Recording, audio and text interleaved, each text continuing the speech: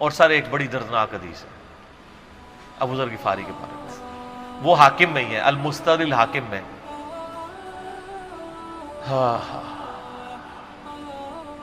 غزوہ تبوک آپ کو پتا ہے ایک ایسا غزوہ تھا جس میں جو شرکت نہیں کرے گا وہ منافق ڈکلیئر ہوگا. قرآن میں فتویٰ آ گیا تھا. اس سے پہلے کبھی نفیر عام نہیں تھی، یہ پہلا اور آخری موقع تھا، کیونکہ رومن امپائر سے ٹکرانا تھا، سپر پاور تھی دنیا کی، 1.5 لاکھ کی فوج لے کے کیسرے روم بارڈر پہ آ گیا تھا عرب کے. تو نبی علیہ السلام نے اناؤنسمنٹ کی کہ بھئی اب سب نے جانا ہے، جو نہیں جائے گا منافق شمار ہوگا، الا یہ کہ کسی کے پاس ریسورسز نہ ہو، یا کوئی مریض ہو، یا کوئی عورت ہو، یا کوئی معذور ہو. منافقین آگے بہانے کر رہے تھے، کچھ سادہ لوگ مسلمان بھی اس کا حصہ بن گئے. بخاری مسلم میں 3 اصحاب کی توبہ کا واقعہ بھی موجود ہے، وہ بھی میری ویڈیو ریکارڈڈ ہے. تو کعب بن مالک کی رضی اللہ تعالیٰ عنہ علیہ السلام، تو کچھ لوگ جو ہے وہ یعنی اپنے ان معاملات کی وجہ سے کچھ پیچھے بھی رہ گئے. تو المستدرک الحاکم میں آتا ہے کہ صحابہ کرام کہتے ہیں کہ ہم نبی علیہ السلام کے ساتھ سفر پہ نکلے نا جب، تو نبی علیہ السلام کو آ کے کوئی بتاتا تھا، کہتا تھا یا رسول اللہ وہ جو فلاں بندہ تھا نا وہ بھی کوئی نہیں آیا، پیچھے رہ گئے. تو آپ علیہ السلام پرواہ نہیں کرتے تھے. پھر بتایا گیا یا رسول اللہ وہ بھی کوئی نہیں، یعنی جڑے نعرے مارتے سن اچے اچے جدو اتنے کسی دسیا جائے گا سر وہ تہاڈا پکا جڑا یار ہے بیلی وہ بھی کوئی نہیں جے، تو حضور علیہ السلام کو لوگ نا فیڈ بیک دیتے یا رسول اللہ وہ بھی غائب ہے، وہ بھی نہیں آیا. اب 30,000 کے لشکر میں آپ نے کوئی ریکارڈ تو نہیں رکھا تھا، رجسٹر تھا، لیکن کدھر 30,000 بندوں میں کدھر کوئی رکھ سکتا ہے صاحب اس طرح. یا رسول اللہ وہ بھی رہ گیا، وہ بھی. تو حضور علیہ السلام کہتے تھے ٹھیک. آپ فرماتے تھے اللہ چاہے گا تو آ جائے گا، نہیں آئے گا تو نہیں آئے. تو کسی نے کہا کہ وہ ابو ذر غفاری بھی پیچھے رہ گئے. آیا اور ابو ذر کو اس کے اونٹ نے روک لیا. اونٹ ہی نہیں اٹھ رہا تھا نا سر، وہ آپ کو گاڑی تو نہیں ہے نا جو سٹارٹ کر لیں گے آپ. اونٹ چلنے سے انکار کر دے کوئی کر سکتا ہے؟ اور سر سفر کتنا ہے؟ 700 کلومیٹر. 700 کلومیٹر کا ریگستانی سفر آج کے دور میں بھی کرنا مشکل ہے. سائیکل پہ نہیں آپ کر سکتے، پیدل تو آپ سوچ بھی نہیں سکتے. اونٹ کے بغیر کیسے ہو سکتا ہے؟ جس میں آپ کو اونٹ اس لیے بھی ضروری ہے کہ اس کے اوپر آپ نے سامان لادنا ہے.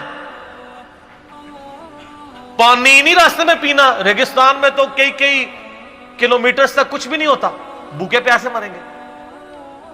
پھر آپ قافلے سے بھی جدا ہیں. تو ابو ذر غفاری کوشش کرتے رہے کس طریقے اونٹ، اسی دوران قافلہ نکل گیا آگے، تو وہ اونٹ اٹھا ہی نہیں ہے. تو حضرت ابو ذر غفاری نے اپنا سامان اپنی پیٹھ پہ لاد لیا، پیدل چل پڑے ریگستانی سفر میں. حاکم کی روایت ہے کہ ہم نے دیکھا دور سے ایک اکیلا شخص آ گیا جس کی پیٹھ کے اوپر بورا لدا ہوا ہے. تو نبی علیہ السلام کی آپ محبت دیکھیں، آپ نے فرمایا کہ تو ابو ذر ہو جا، یعنی جو آنے والا شخص ہے تو ابو ذر ہو. یعنی حضور نے خواہش کا اظہار کیا. آپ کو نظر تو نہیں آ رہا تھا یہ کون آ رہا ہے، آپ کی محبت، آپ کو پتا تھا ابو ذر غفاری نہیں رہ سکتا پیچھے. تو صحابہ کہتے ہیں آپ نے فرمایا تو ابو ذر ہو جا. تو صحابہ کہتے ہیں تھوڑی دیر بعد جب وہ قریب آئے تو ہم نے پہچان لیا ابو ذر غفاری ہیں. تو جب ہم نے پہچان لیا نا تو حضور علیہ السلام نے ان کے پہنچنے سے پہلے آپ نے فرمایا ابو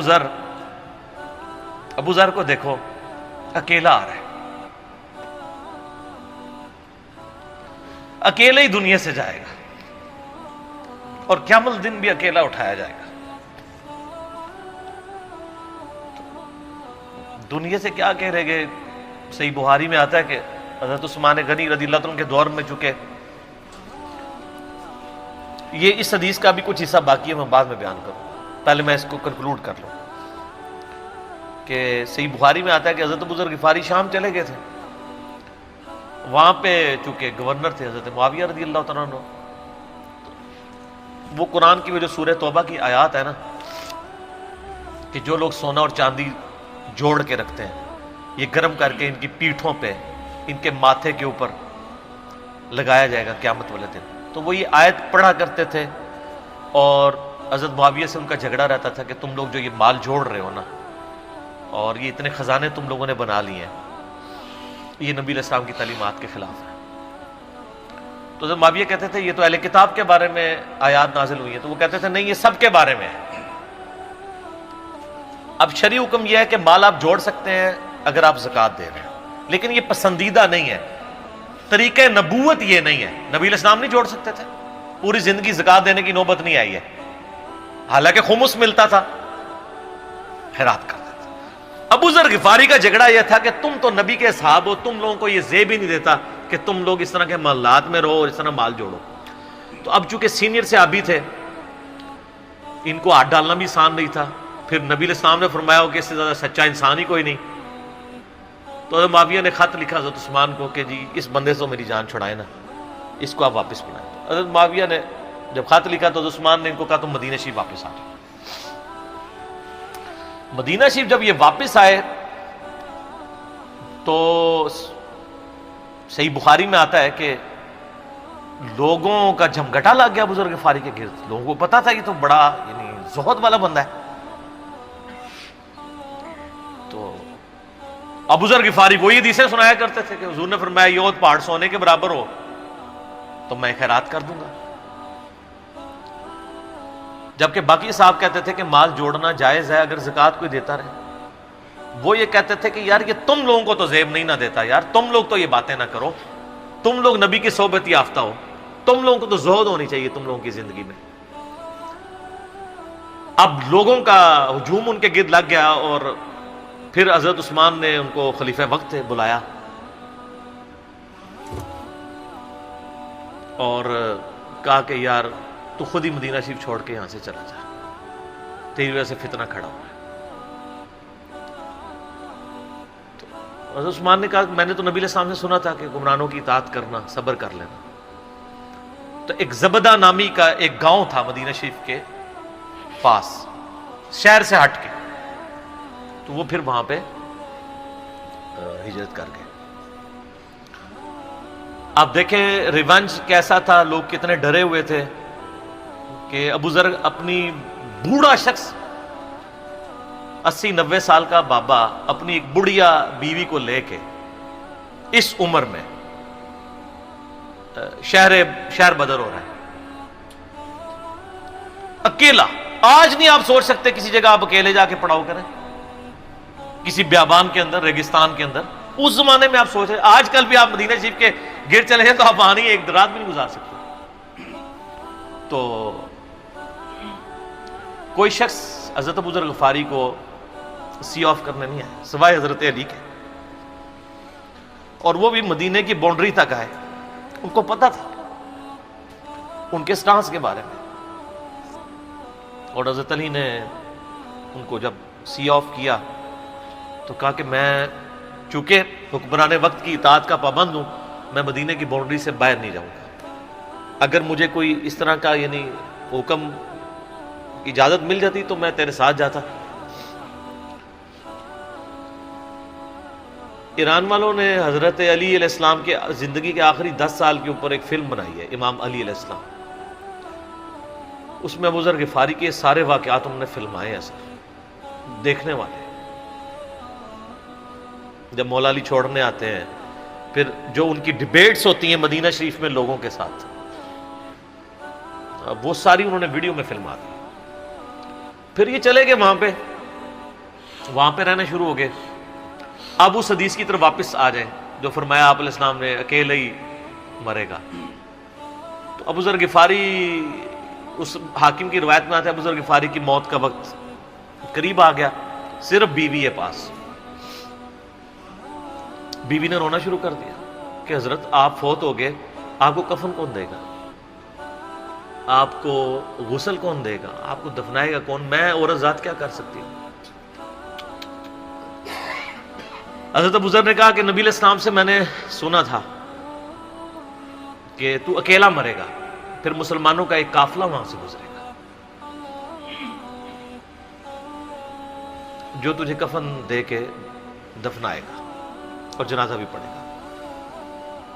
تو نے فکر نہیں کرنی، جب میں مر جاؤں تو میری لاش کو چوراہے پہ رکھ دینا، گزرگاہ پہ، جو یعنی مدینہ کی طرف راستہ آتا تھا گاؤں ایریا سے گزر کے، اللہ میرا بندوبست کر دے گا۔ وہی ہوا کہ ان کے مرنے کے بعد مسلمانوں کا ایک قافلہ دور سے آ رہا تھا، تو اسی مستدل الحاکم کی حدیث میں آتا ہے کہ سر قافلہ بھی سنے پھر کون ہے؟ عبداللہ ابن مسعود رضی اللہ عنہ۔ ابو ذر غفاری بھی زہد کے امام، ابن مسعود بھی زہد کے امام، ابو درداء بھی زہد کے امام۔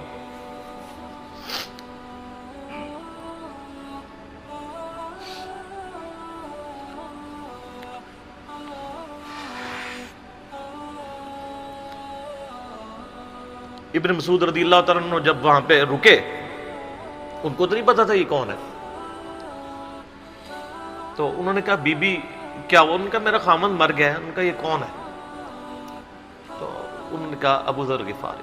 عبداللہ ابن مسعود کی چیخ نکل گئی، چیخ ماری انہوں نے، ان کا واہ! اللہ کے نبی نے فرمایا تھا کہ ابو ذر اکیلا آ رہا ہے تبوک کے موقع پہ، دنیا سے بھی اکیلا جائے گا، اور قیامت الدن بھی اکیلا اٹھایا جائے گا۔ یعنی اب اسی سرزمین سے ہی اس نے اٹھنا ہے نا، ہر بندے نے اپنی قبر سے اٹھنا ہے، یعنی وہ مسلمانوں کے قبرستان میں بھی دفن نہیں۔ ایک یہ جو مزار کی رٹ لگائے پھرتے ہیں، میں ان سے پوچھتا ہوں تمہارے بابوں کی کیا اوقات ہے؟ ابو ذر غفاری کا مزار دکھاؤ کدھر ہے؟ جو اس روئے ارض پہ نیلی چھتری کے نیچے سچا ترین انسان جس کو اللہ کے نبی کہہ رہے ہیں، اس کا کوئی مزار نہیں ہے۔ غریب المتنی میں مرا ہے، اس کی قبر بھی ایسی جگہ ہے جہاں مسلمانوں کے پاس قبریں بھی کوئی نہیں ہے، ایک ریگستان میں اکیلی قبر ہے، اس قبر کا بھی کسی کو نہیں پتا، اس پہ کوئی مزار بھی نہیں ہے، اور قیامت الدن بھی اکیلا اٹھایا جائے گا، یعنی قیامت تک وہاں پہ کوئی قبرستان بھی نہیں بنے گا۔ ظاہر نبی علیہ السلام کی یہ بھی خبر ہے، تو کیا وہ ناکام ہو گیا؟ اگر مزارات ہی دلیل ہے کامیابی کی، تو عبداللہ ابن مسعود رضی اللہ تعالیٰ نے ان کو غسل دیا، کفن دیا اور دفنا دیا۔ یہ پوری ڈیٹیلز آپ کو المستدل الحاکم میں مل جائیں گی۔ تو ابو ذر غفاری ان چند شخصیات میں سے ہیں جن میں پوری امت کا اتفاق ہے ان کی نیکوکاری کے اوپر۔ شیعہ بھی ان کو بہت رسپیکٹ دیتے ہیں، اہل سنت بھی دیتے ہیں، صوفیاء کے ہاں بھی ان کو امام مانا جاتا ہے زہد کی وجہ سے۔ آپ تصوف کی جتنی کتابیں پڑھیں، چاہے امام غزالی کی ہوں، رسالہ قشیریہ پڑھیں، اور لوگوں کو بھی پڑھنا شروع کریں، تو ابو ذر غفاری آپ کو زہد کے امام کے طور پہ ملیں گے کہ ان کی زندگی میں یعنی یہ زہد تھا کہ انہوں نے کس طرح کی زندگی گزاری ہے۔ سر لوگ مجمع میں مرتے ہیں، ان کو یاد کوئی نہیں کرتا، اور ابو ذر غفاری کو آج بھی دنیا یاد کر رہی ہے، ہم بھی یاد کر رہے ہیں رضی اللہ تعالیٰ عنہ وعلیہ السلام۔ اللہ تعالیٰ قیامت والے دن ہمیں ایسے نیکوکار لوگوں کا ساتھ نصیب فرمائے، آمین ثم آمین۔